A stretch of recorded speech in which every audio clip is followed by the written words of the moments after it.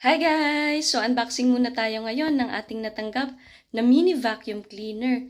Tara, ipapakita ko sa inyo. Ito yung box niya.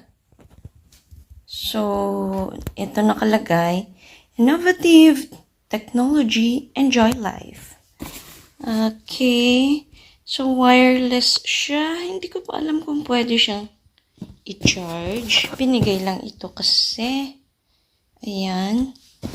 Tingnan natin. Oh. Yan. Ang liit niya. Parang mini version. Mini version ng mga vacuum.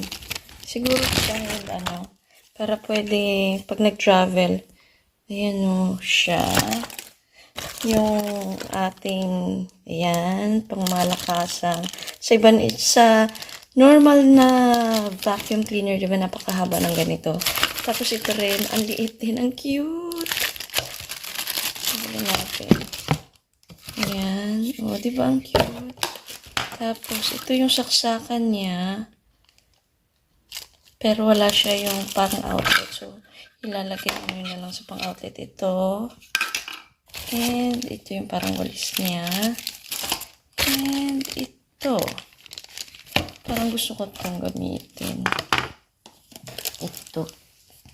So, pag ito yung ginamit mo, teka lang isang kamay lang gumagana ganito siya.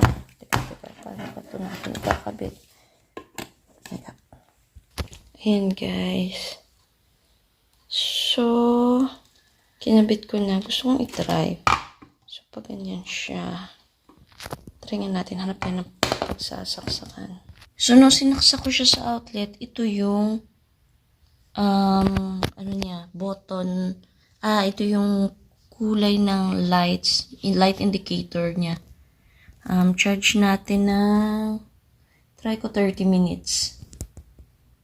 So, try ko dito sa sofa namin na mabilis magkolekta ng mga alikabok dun sa ilalim. Dito sa ibabaw, kala mo wala lang. Pero pag inalis mo itong mga to, yan. So, ito yung mga kalat. Kita naman sa camera, di ba?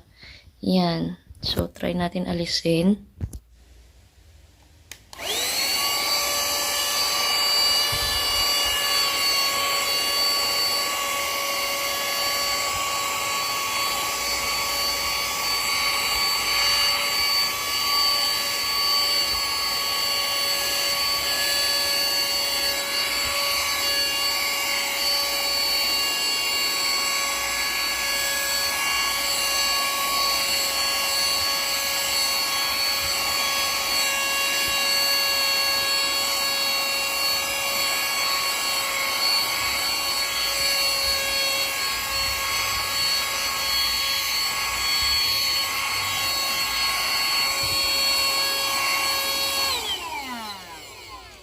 Okay, so yun yung mga alikabok na nahigop niya.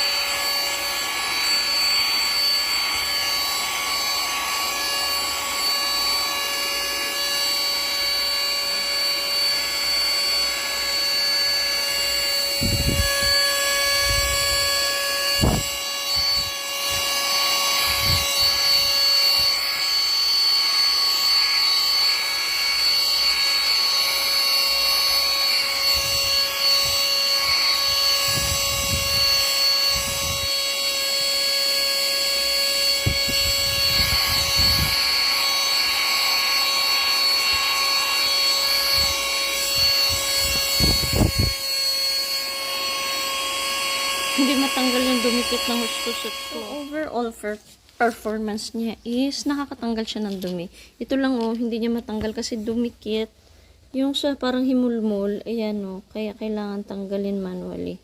Pero yung mga alikabok-alikabok, natanggal niya naman so far.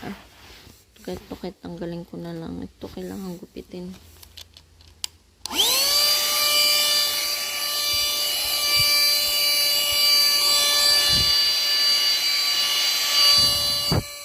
Thanks for watching, guys. Don't forget to subscribe and click on the like button. Bye!